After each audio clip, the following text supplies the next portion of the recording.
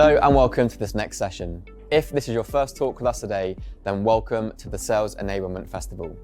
And for those of you who've already been tuning in to our selection of talks, welcome back. It's a packed day ahead, so if you can't catch it all, you can watch every session on demand with an Access All Areas pass or an SEC membership. And if you're enjoying the content, you should know that the Sales Enablement Summit is back on its in-person world tour. Before the end of the year, we'll be in Sydney, Chicago, London, and Toronto with hundreds of enablement practitioners, a great chance to find the knowledge, solutions, and people you need to excel. But right now, ready to go live. So please sit back, relax, and enjoy the next session.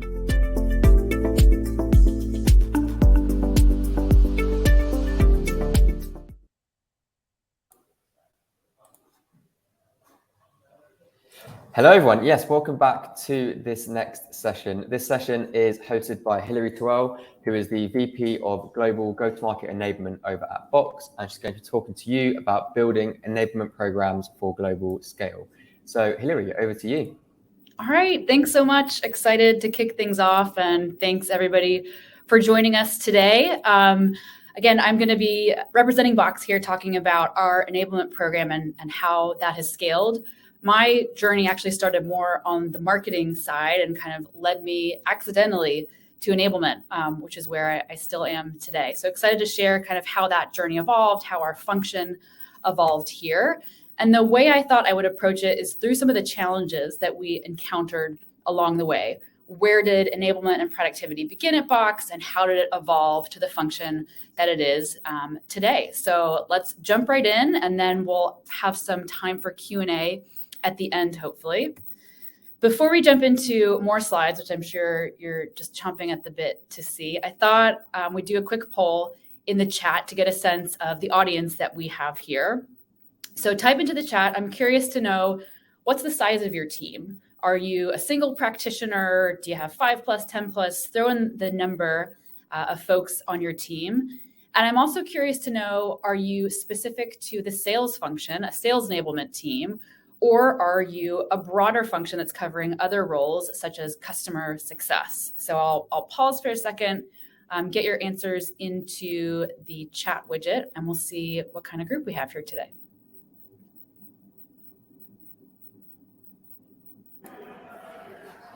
Yep, so the answers have just started coming in, Hilary. So we've got a few threes, a 4, 1, 10+, 10, 1, and it's revenue enablement. 1 reporting to the sales operations director with a report to VP of sales, 10+, 5 specific to the sales function, 12, loads of sales enablement here, awesome. Another 1, 23, 2, and 3. Awesome. So a broad mix. I love that. And hopefully every single one of you can take something away from this. Our team started as 1 before I was here at Box, and we're currently 14. So let's jump right into it. Where to begin? And it's an overwhelming position to be in, particularly if you are, I would say, 3 or fewer people, really thinking about where you're going to have the most impact to the business and how to prioritize your time. So this is the way I kind of look at the world from an enablement perspective and the inputs that we have to the programs that we run and what really drives our prioritization. So number 1 is, what does the business need? So for example, are they asking to focus on those revenue generating roles, such as lead gen, closing AEs? Is it more of a focus on reducing customer churn or improving customer engagement? The needs of the business should definitely be driving the prioritization of the programs that you're looking at. Second is your stakeholder needs. I view our internal stakeholders as our customers, our leaders of marketing, of sales, of customer success. And so are they identifying and bringing to you maybe skills gaps that they're observing?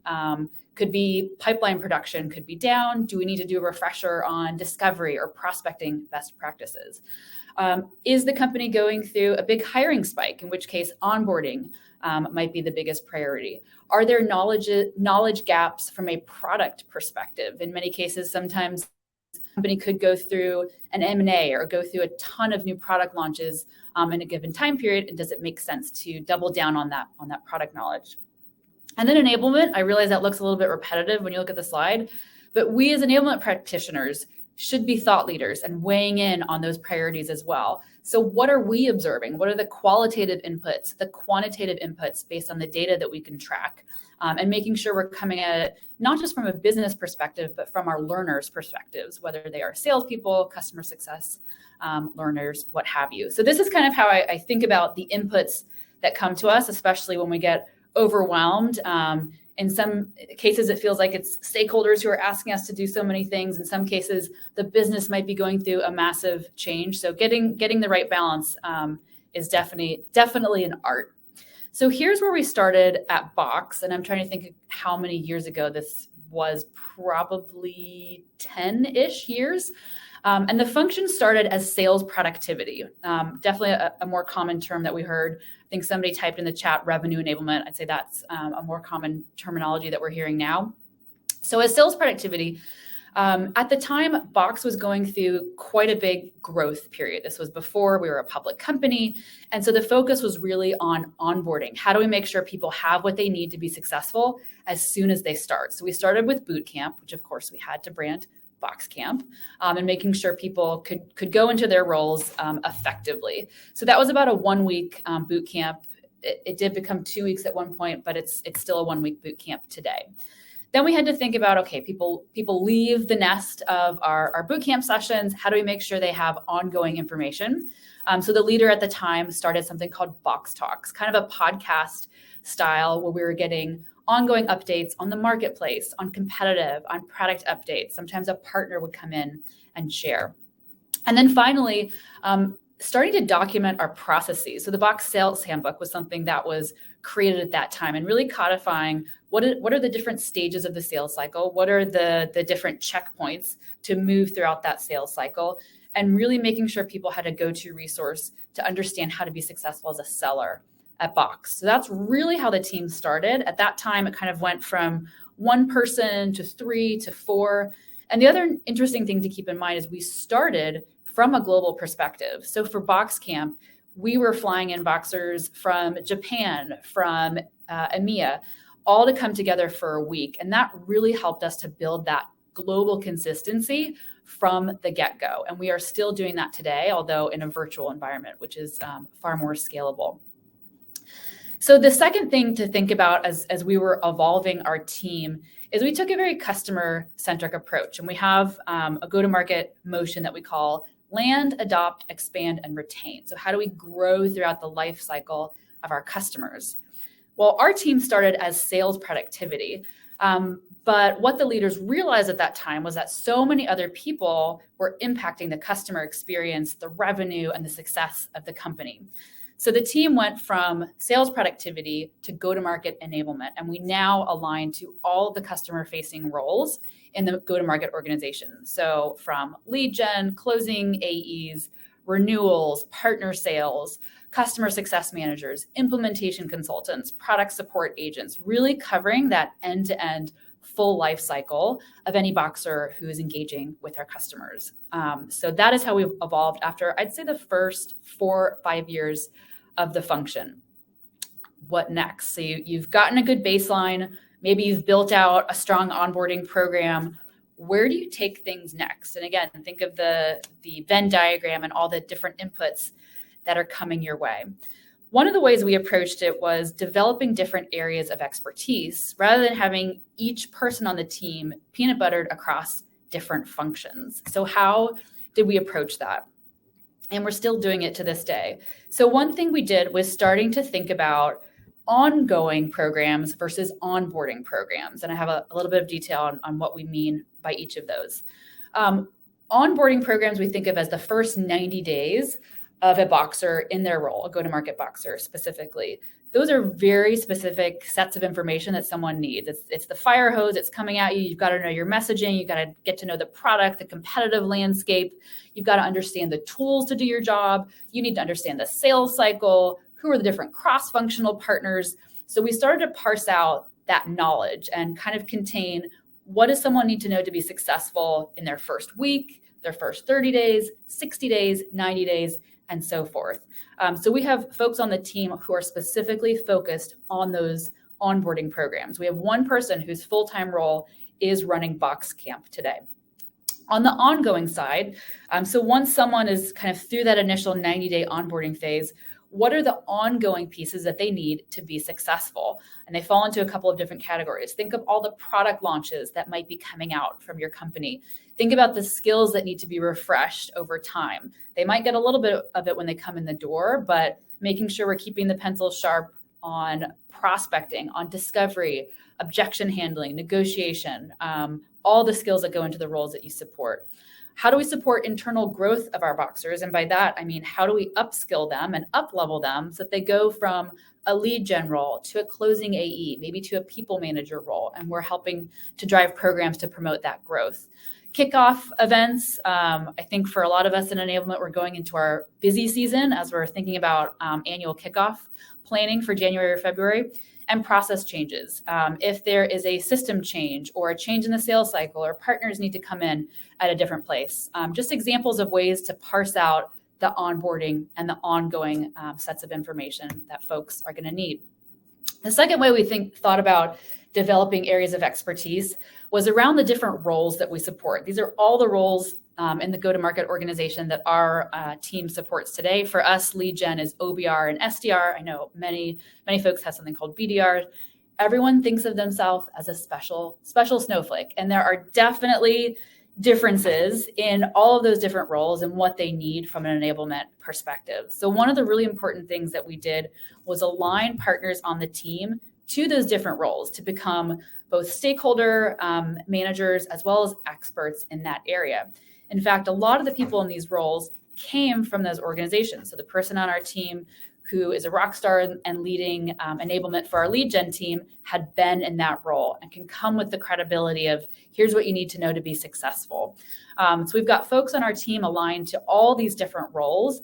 And so it's their job to really understand the ongoing needs of those stakeholders, of those teams. What are we seeing from an enablement perspective, and coming up with a quarter-over-quarter plan to make sure all of those teams are successful. So what does this look like more from a linear standpoint? Again, we have Box Camp. That's 1 week long for us. Then a Boxer would go into their 30, 60, 90 role-based onboarding. So they're getting kind of broad knowledge at Box Camp. Then we're getting into what do you need to know to do your job? And then it's kind of a parallel track. What are all the ongoing things that you need to know at a global level? So product launches, tools training, things that anyone needs to know. And then what specific to your role do you need to know? We're doing different skills refreshers for enterprise AEs than we would be doing for a CSM or a more junior Boxer in a lead gen role. We also have a track similar to this for our managers, whether someone's coming in externally as a people manager or someone has gone from an individual contributor to a manager. They're going to be going through a learning journey as well. What's everything they need to know as a manager at Box and specific to their role as well. So just a helpful visual to think about how we progress our learners throughout the journey. I'd say everything for us really falls into these 4 categories of curriculum. One is product and messaging. Can you understand and nail the corporate pitch? Can you talk about the product, where we are today, where we're heading, and the value proposition to the customer? What skills does someone need to be successful in their role? There are selling skills. There are post-sales skills that we're thinking about as well. Think relationship building, managing difficult conversations. So we map our skills to the specific go-to-market roles. What tools does someone need to be successful? Salesforce, Gainsight, Slack, Clarizen, all the tools that might be specific to a role. And then finally, process. How does someone navigate a sales cycle and work cross-functionally with all the folks that are going to help to progress a sale? How do you move through a sales cycle? What does the renewals process look like? How do you get a partner involved? So I'd say everything that we do at a high level really falls into these 4 buckets. And we look on a quarter-over-quarter basis at the programs that are going to hit each of these different functions. And again, this is mapping globally as well. The go-to-market curriculum scales across all the regions that we are supporting.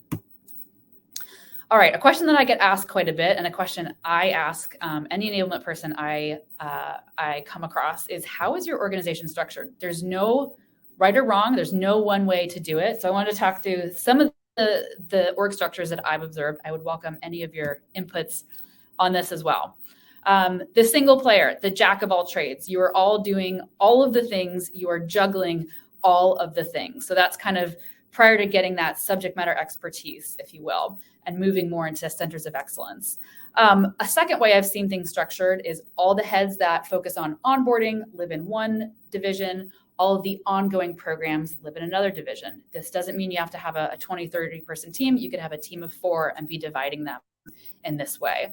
And one helpful thing in doing that is there are probably going to be different metrics that each of those groups are going to be looking at to track the success of their program. So for example, an onboarding person is going to be looking at time to ramp.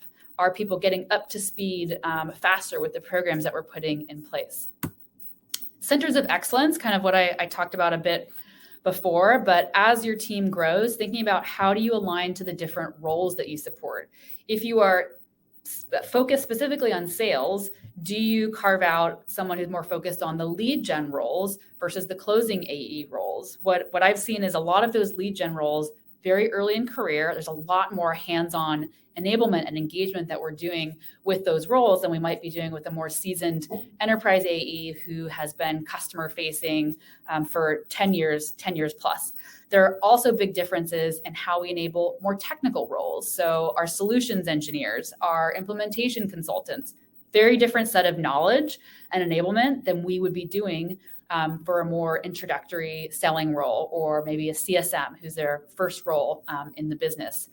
I've seen many teams where there's kind of a content center where they are cranking out online curriculum, live curriculum, and then other enablement leads are facilitating that content. Go-to-market operations, who's keeping track of the enablement roadmap and the communications and what the full calendar looks like across the year. And then finally, a look into how we are structured here at Box. This is how we actually took a completely flat organization, more similar to what you saw on the previous slide, and created these 2 centers of excellence, given how our teams have grown. So we have what I call growth programs and then scaled programs. If I had to really visualize how those teams work together, I'd actually put the scaled programs at the bottom. So in the growth side, we've got Box Camp, and then we have all of our role-based enablement partners. So someone who's partnering with the lead gen stakeholders, partnering with our technical teams, with customer success. On the right-hand side, in the scaled group, these are all programs that scale more horizontally. We have managers across all of those growth functions. Curriculum spans all of our different roles. Skills enablement spans all of our different roles. Some of this is actually a work in progress right now, but this is where we're getting to in the near future. So this is kind of my ideal state as we look to the next quarter and into next year, and how we are hoping to scale things and grow our team and our business in the year ahead. And finally, I wanted to close on how do you build a strategic function and a function that is viewed as a partner to the business. Oftentimes, enablement can very much feel like this. You're firefighting, you've got asks coming in from all sorts of different stakeholders. Could be your boss, could be the parts of the business that you're serving. You're constantly herding cats. Think of that kickoff that you've done where you've got to get account teams to present, product marketing to make sure they've got the right messaging. Absolutely can feel like this. When you can lift your head above water a little bit, these are some of the things I think about for what good can look like. And I'm in no way saying that we are perfect in all of these things. These are aspirational in some cases for us, but definitely where we're going on our journey. One thing that I think is really important, and probably one of the most difficult parts of enablement, is how do you measure what you're doing? It's not typically a correlation or causation between the programs that you're doing and the outputs. We can't definitively say that our programs are leading to increased pipeline and increased closed revenue. Directionally, are they influencing? Absolutely, but it's definitely a difficult art and science to be able to track that. But even tracking engagement of your sessions, or is engagement going up or down? Are people able to find the materials and the enablement that they need more easily? Without some sense of measurement, you don't have accountability. Your stakeholders, you need to provide accountability to your stakeholders, and you can't iterate on what you're doing if you don't know what is or isn't working. And again, some of that could be qualitative. It's not just quantitative inputs as well. So things like an annual survey that you're doing of your stakeholders. I think a big thing is not just being in reactive mode to the business, but helping to be an influencer of the business based on what you're seeing. You have a unique lens, an objective lens in terms of how the business is functioning, how sales is doing, how lead gen is doing. So I encourage you to bring those recommendations, bring those observations to your stakeholders to help be seen as a trusted advisor. That's something I guide my teams on. We are not just there to act on all of the things that they want us to do. They're right more often or not, but we need to meet them halfway and say, here's what I'm observing of your teams. Here's some ideas that I have, and come to the table and do that collaboratively. Things that we're trying to do more often are quarterly roadmap reviews. What enablement can our stakeholders expect in the quarter ahead? Do we have alignment? If something comes out of the blue during a quarter, do we go through a trade-off exercise? There's only so many hours in a day. But something that we always get from our stakeholders is, I want to know what's coming. I want to know what to expect. And then we get a lot more buy-in, and doing ongoing QBRs, if you will, of our business. How are our programs running? What are the different metrics that we're tracking?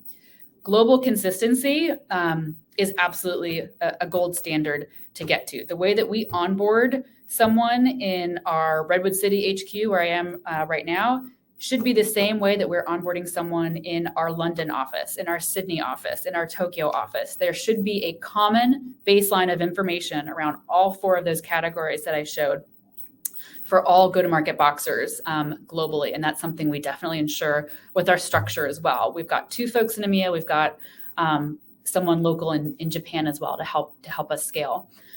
Being adaptable to this hybrid world and an always changing environment. We kind of do a mix of enablement sessions right now. We've got fully virtual. We've got a robust online platform with a lot of ongoing self-paced learning. In some cases, we are doing live in-person trainings when we can get to some of our offices around the world. So it's definitely a mix, and you need to think about what modality is going to work best for your audience. And then finally, fail fast. That's one of our values at Box, which means try something. If it doesn't work, that's okay. But that is how you're going to learn. And we've definitely had bumps along the way as we evolved through the different phases that we walked through. So just some food for thought as you're thinking about up-leveling your organization to be viewed as strategic and a global function as you're evolving all of your programs. I'm looking at the clock and spoke a little bit fast, but we definitely have some time for Q&A. So I will pass it back over to you to see if there's anything in the chat. Yeah, there absolutely is. So let me quickly scroll back through. Is it okay if I stop sharing? Yeah, it's all good. Okay. It's all good. We're back on camera mode. So the first question here is, what kind of sessions were in the ongoing weekly live sessions? Yeah, we do 2 types of weekly ongoing sessions today. One is focused on product updates, competitive customer stories. The other weekly one that our go-to-market operations team runs is, as it sounds, more operational. Are there updates in Salesforce that you need to know about, or how MQLs are routing? So we try to parse out those 2 different categories of knowledge. So yeah. Perfect. The next question here is, what is the best method for creating/unifying cohesive onboarding programs for international teams when customer selling motions are drastically different? So Americas versus EMEA versus APAC. Yeah, absolutely. I would say identify where the commonalities are, get everybody on the same page if you're going through a boot camp process, and then layer on additionally in region as needed. So for example, our Japan business is far more channel centric than we are here. We still have the same selling motion and sales stages, but there's a lot more that those teams are getting in terms of working with channel partners, but they still have that foundation of product information, go-to-market motion, and then we will layer things on regionally as needed. Perfect. The next question here is, what advice do you have around proactively managing accessibility and language accommodations for a global sales force? Ooh, good question. I can't say we get 2 gold stars on that one. We do all of our enablement in North America, ANZ, and EMEA in English. Marketing will often translate a lot of the resources, so corporate pitches, things that are customer facing, The enablement in those regions is all English as of today. Japan, everything is delivered in language for enablement. So their boot camps are all regionalized, all the content that they have. But outside of Japan, everything is typically delivered in English. Perfect. The next question here is, how would you evaluate success of the program? I mean, it depends on the program itself. We're working on a new set of scorecards. So I'm trying to visualize what we have mapped out.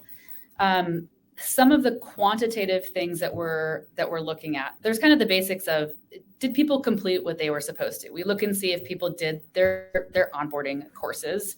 We usually have a quarterly required course. We're tracking to that. I think the more interesting numbers that we look at after different sessions are, do we see a change, onboarding, for example, do we see a change in time it takes someone to close their first deal, source and close? Do we see a time it takes for someone to get to their first big deal? And we have definitions of that for different selling segments. Do we see a change in time to a certain pipeline creation threshold? Those are some of the ones that are fuzzier, and that we cannot take full credit for any of those metrics, but those are ones that we are looking at, because if there are changes in a negative capacity, that's a conversation for us to have with our stakeholders, and something that we're proactively doing. Other programs, we just ran a program around up-leveling messaging to executive stakeholders and how do you align with executives. For tracking that, we're looking at Salesforce reports and seeing how many more executive connections did somebody have. Are we adding new contacts that weren't there before? Are we having executive briefings with more of our customers? So success looks different for different programs, but those are some of the metrics that we use. Awesome. And the final question here is regarding global consistency, tips for navigating the time difference hurdle for APAC stakeholders when important live trainings are led by and mostly attended by US? Yes, great question. Our APAC enablement lead is the only person who rolls into that business directly and kind of dotted lines into us. So she's responsible for making sure she's taking our programs and regionalizing them for her audience. She is delivering them in language, pulling in the right subject matter experts for her region. So they are not required to join our live US-based sessions. We do the same thing for kickoffs, where we'll take all of our kickoff content, and the next week our executives will either fly out there locally or do a live session, and the leaders there are delivering all the content live in region. That's different for EMEA. We do most of our enablement early morning Pacific time, 7:30, 8, 8:30, and the expectation is that EMEA should be joining those sessions at the end of their day. Perfect. And that does, in fact, bring us to the end of those questions. Awesome. If anyone does have any more questions for Hilary, then please feel free to reach out to her over on LinkedIn. I'm sure that she'll be more than happy to answer any more questions there and keep the conversation going. So with that said, Hilary, thank you so much for taking the time to present to us. And to everyone that tuned in, thank you so much. And we'll see you all very soon. Thanks very much. Thanks, everyone.